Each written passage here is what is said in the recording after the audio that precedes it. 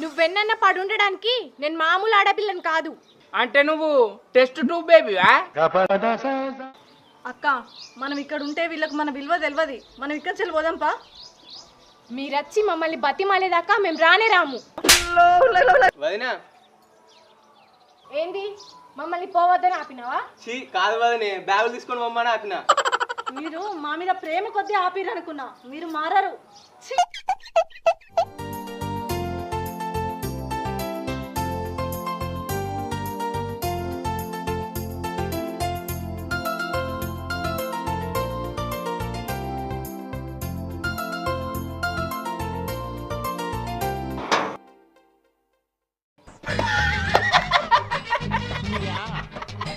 రెండు వికెట్లు పడిపోయినాయి తమ్ముడు.